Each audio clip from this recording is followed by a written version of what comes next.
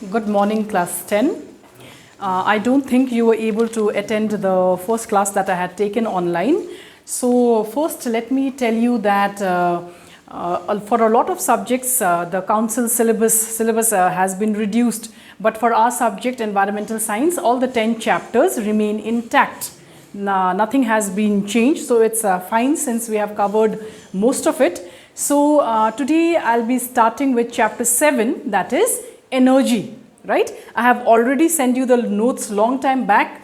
Hopefully you all have copied the notes in your exercise copies. So I will be doing the first 2 pages of chapter energy, right? We will try to understand regarding energy, we will try to understand the types of energy, right? On the very first page of your chapter energy, you have the types of energy. Now there are 2 types of energy. They are the renewable source and the non-renewable source of energy. Okay, so all of you already know, we have done this in class 9 also. Renewable sources of energy are those energy resources that do not get exhausted. They are inexhaustible. You can use them forever and ever, right?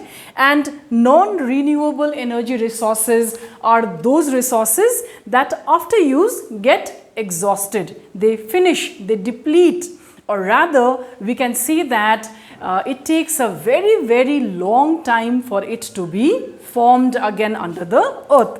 So starting with non-renewable resources of energy, what you need to understand is, in the examination sometimes different terms comes, okay. So non-renewable is also known as exhaustible source of energy because they get exhausted, okay, they finish with time. The examples are coal, petroleum, natural gas. All these are examples of non-renewable energy resources, also called exhaustible resources. Now, non-renewable resources, this has its own advantage and disadvantage, right? There are certain advantages of non-renewable, there are certain disadvantages of non-renewable, and that is an ICSE question, right? So, number 1 is, why do we call it exhaustible source of energy? Why do we call it exhaustible? Is because it's not that it never comes back, but it takes, for coal and petrol, once we use it from under the earth after mining, it takes almost 300 million years to come back. Mankind cannot wait for so long. Can we wait for 300 million years? No. That is why it is called exhaustible or limited sources of energy.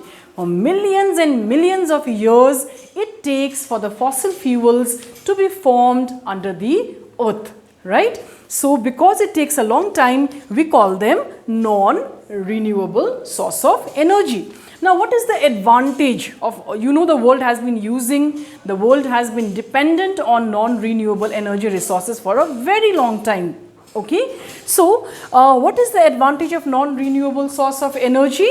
The advantage are that it is very easy to transport this energy resource from one place to another. If you want to transport it, or you want to convert it from one form to another form, it is very easy to do so. So transportation is easy, conversion is very easy, extracting the resource from under the earth is also very easy. That is the advantage of non-renewable source of energy.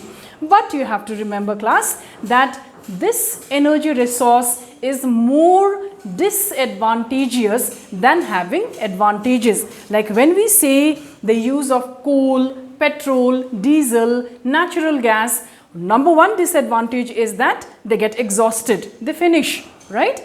And the more harmful disadvantages are that they create a lot of pollution. Why are we today trying to look for renewable sources of energy is because of the pollution that we have faced because of using non-renewable source of energy. So the moment we burn coal or petrol, what is released? The immediate gas that is released is carbon dioxide. And what does carbon dioxide do? It has caused global warming. So all of you have an idea to that. The entire world faced global warming problem. So that is the very big disadvantage of using coal or petrol as a source of energy. And what does petrol do?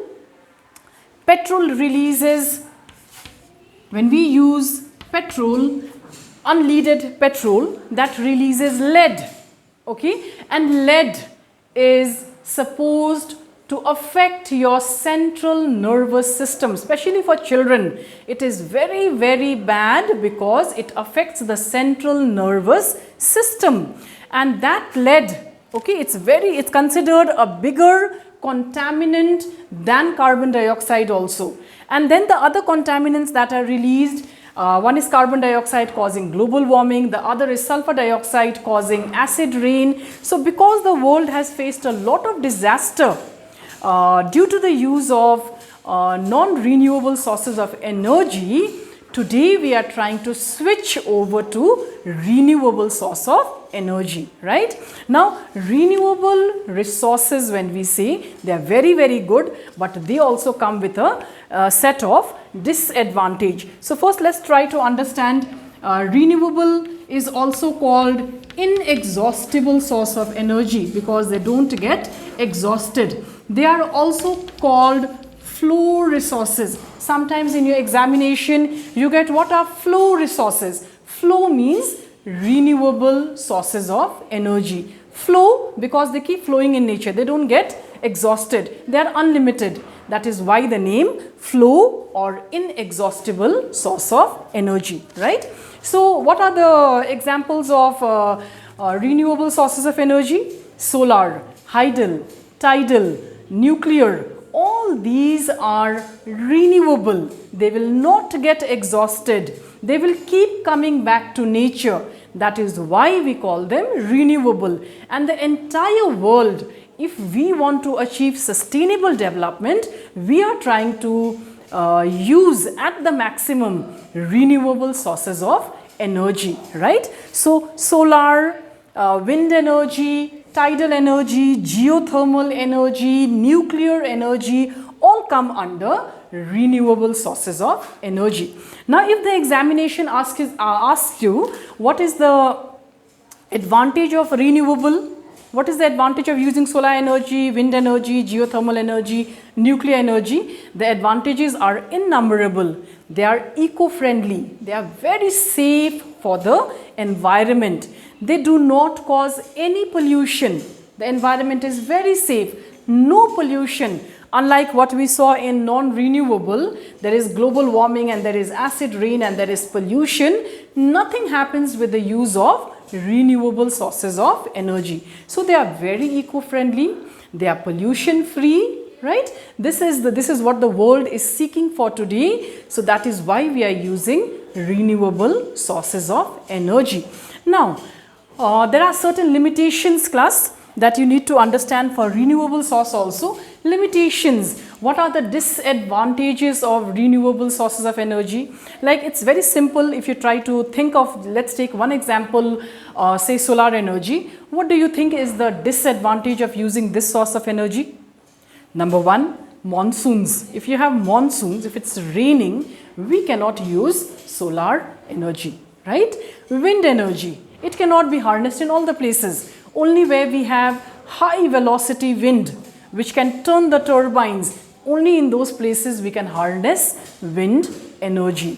So these forms of energy also come with limitations, right? It cannot be used throughout the year, and then the equipments that we need to trap this energy, like you need solar panels, you need solar cookers, or you need solar batteries, and there are so many other equipments that are required to harness the renewable resources. They are very, very expensive. This is very cheap, very easy to transport, but the technology that is required to bring this into use, that is very, very expensive. So there are two sources of energy, renewable, non-renewable. Definitely what is good for us is renewable. This will bring about sustainable development, but it also comes with certain disadvantages, right? So this has been discussed on your first page of the chapter renewable and non-renewable. Another thing that you have to remember is this resource is not dependent on weather conditions. No matter what the weather condition, you can use coal, petroleum, diesel, natural gas whenever you want to. But renewable resources, they are weather dependent. If the weather changes, you cannot use renewable resources. So renewable are dependent on weather, whereas non-renewable, they are not dependent on weather, right? Now if you flip your page and you go to the next page, then we have a very important ICSE question, that is nuclear energy, right? So nuclear energy, the energy that is there in the sun, the moon, the stars, the planets, that is nuclear energy, and that energy is continuously produced through a process of nuclear fission or nuclear fusion. There are two processes, one is fission, one is fusion, right? So the world is trying to depend in the future when we cannot, suppose non-renewable get exhausted, they finish, you cannot wait for millions of years, and this one is not very dependable source of energy. It depends on weather condition. So we are trying to look for a alternative, and that alternative has come in the form of nuclear energy. Okay, so you know nuclear elements, uranium, polonium. We are trying to get energy from such elements, right? That is nuclear energy, and that is produced when there are changes in the atomic structure of radioactive elements, right? Now the two processes, you get the differences. What is the difference between nuclear fission and nuclear fusion? Or you are asked in ICSE, what are the two processes through which we can get nuclear energy? So the two processes, class, they are nuclear fusion and nuclear fission, right? So when we say nuclear fusion, the word fusion means to combine. When the nuclei of two radioactive elements, when the nucleus combines, and that releases tremendous power, that is called nuclear fusion. And when we say nuclear fission, please remember that in both the cases, tremendous amount of energy is liberated, right? Whether it is fusion, whether it is fission, tremendous amount of energy is liberated. So fusion, the nuclei combine, whereas in fission, the nuclei break apart, okay, they separate. That is called fission. So I have given you the notes also. If you just go through your book, class, like when we say fusion, what works on the principle of fusion? Atomic bombs. Atomic bombs, they work on the principle of nuclear fusion. What works on the principle of fission? The sun. What is happening in the sun? The tremendous energy that is being liberated every second, that is because of the process of nuclear fission, right? So please read nuclear fusion and fission. You only need to understand that both release tremendous amount of energy which can be tapped and used as an alternate source of energy for the coming future, right? And fusion means to combine, when the nuclei combine, and fission means the breaking down of nuclei to release the electrons, protons and neutrons that release a large amount of energy into the environment, right? Now, ICSE also asks you the advantage of using nuclear energy. Whatever you are learning, class, everything comes with pros and cons. There are advantages, there are disadvantages. Now, if we use this source of energy in a proper manner, what are the advantages? It is very efficient. It is the most efficient form of energy that the world can rely upon, right? Then it is very reliable.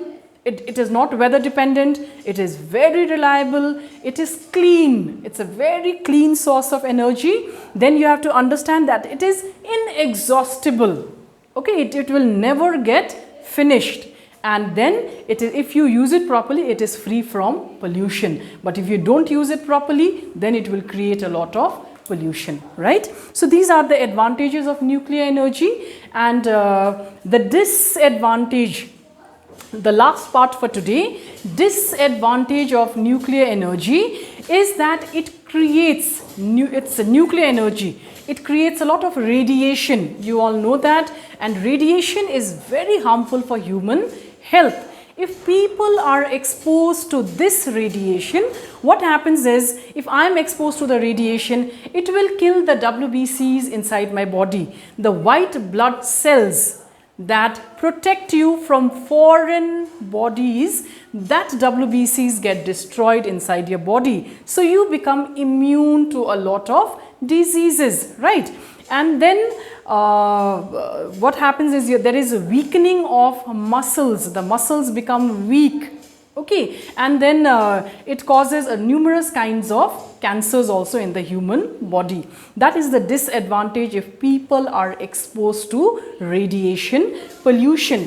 And then this has also, this form of energy, because we know its advantage, it has also given rise to war and terrorism. Wherever terrorists come to know of this kind of energy, they misuse this energy in making nuclear weapons, atom bombs. All this is based on this particular concept of fission and fusion. So this has also given rise to a lot of terrorism, right? So these are the advantages and disadvantages of nuclear energy, right? In the next class, we'll be discussing Chernobyl disaster. Thank you.